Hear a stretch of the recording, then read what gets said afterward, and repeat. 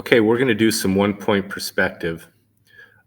Just for the sake of the camera, I'm going to make a border line at the bottom, and I'm going to make a border line at the top. You don't really have to do this. Um, it's just the width of the ruler. It just kind of gives me a little bit more space underneath the camera for you to see what I'm doing. All right. The other thing to remember is that the eye line is actually a person's eye line. Now, you do not have to draw this figure into your picture, but I want you to understand, if somebody were standing in a room, about where would their head be in relation to the ceiling, which is the top line that I drew, and the floor, which is the bottom line that I drew. So I'm just going to kind of sketch in here a basic silhouette of a figure, just so you can kind of gauge the proportions of the things that I'm putting in the room. So if that's somebody standing there, the eye line is going to be right where this person's eyes are. The eye line is always where the viewer's eyes are. It's about 3.5 inches from the top. I figure if that's a 5.5 foot person or a 6 foot person, it would make for about a 9-foot ceiling maybe. So you also don't have to put the eye level into your drawing unless you want it to represent a horizon line. But if you do want the eye level, try to make it parallel to the top line that you drew. So make a little mark the same distance down from the top line. That lets you know right where the eye level is. Again, it creates a horizon line if you want your drawing to be outside. If it's an interior drawing, you don't have to put the eye line in. Now, somewhere on the eye line, you're going to have a vanishing point. This is the point where objects get so small as they move off into the distance, your eye can no longer register it. So it appears to disappear. We call that a vanishing point.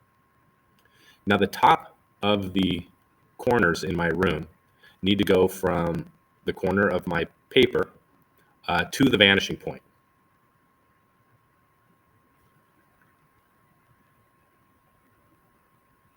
And this would show me a ceiling, walls, and a floor that go on infinitely. So I want to determine a back wall in my room. So I'm going to figure out what looks good in terms of where the back wall should be. How big do I want my room to be?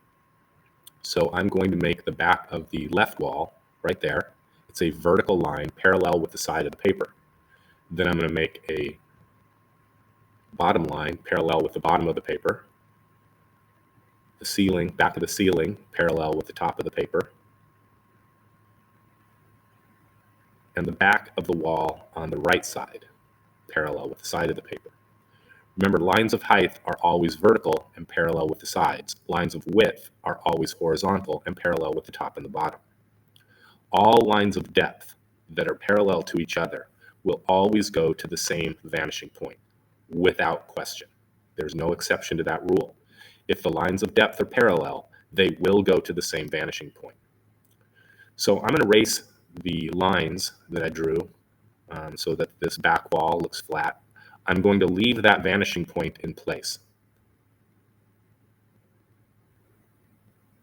So this creates the dimensions of the room. The vanishing point does not need to be in the center. It can be off to the side, which is kind of what I did here. Sometimes I think that gives it a little bit more of an interesting look if it's not directly in the center. So now I'm going to draw a window on the side wall. Remember, a window should be at the eye level of the person looking. So if you imagine that person standing in the room, where would a window be? It would go above my eyes and below my eyes. The back of the window will be the height of the window, so that's going to be a vertical line. The lines of depth go from the top of that line to the vanishing point, or towards the vanishing point, not to the vanishing point. Bottom of it, again, a line of depth will go toward the vanishing point. And the front of the window is a line of height, so it's vertical. And you can see here I've made my window so that it's where an actual window would be. If a person's standing at the window, they don't want to be looking down at it or up at it. They want to be looking right at it. I can give this window a little bit of dimension by showing the thickness of the wall. And I would do this with 2 lines of width showing the thickness of the wall, and then lines of depth going towards the vanishing point, and one line of height showing the height of the back of that wall.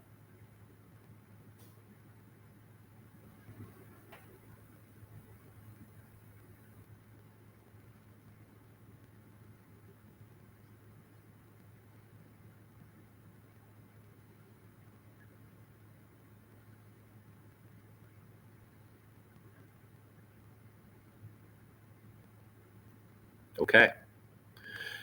Now we'd need a door to get into this room. Actually, I'll put in a bed first.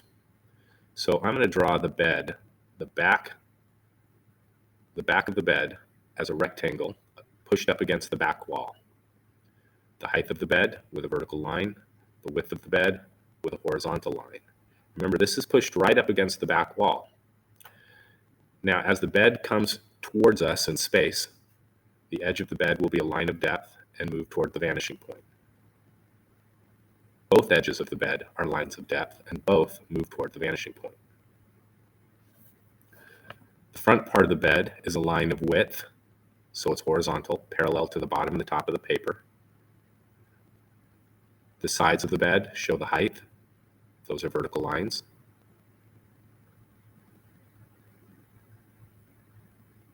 The bottom of the bed and the front of it is width, horizontal, and one more vertical.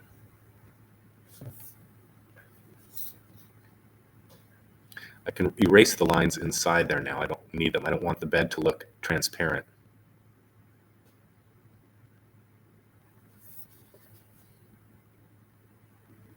And you can draw in some details if you want. You can put in the legs of the bed.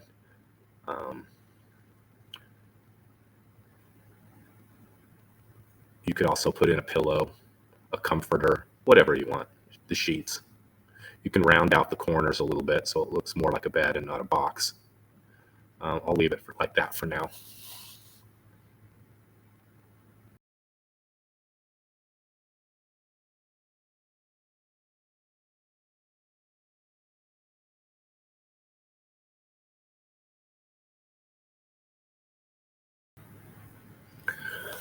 Okay, I'm also thinking I want to put in a door.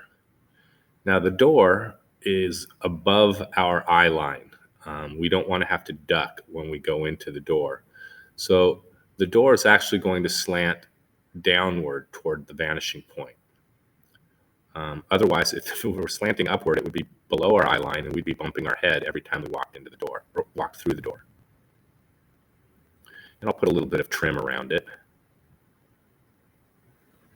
So the door on the side wall has height as a vertical line. It has depth going toward the vanishing point. Remember, it's above the eye line, so it slants downward. And the back half of the door also shows height.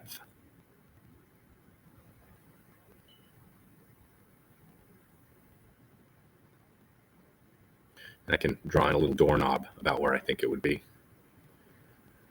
Also thinking I'm going to put in like a bookcase or something like that off to the right of the door. Unfortunately, my video cuts off in a moment. You can move on to perspective drawing, 1-point perspective part 2, and it'll show you how the case appears. And I'll also show you how to draw some more elaborate objects using 1-point perspective.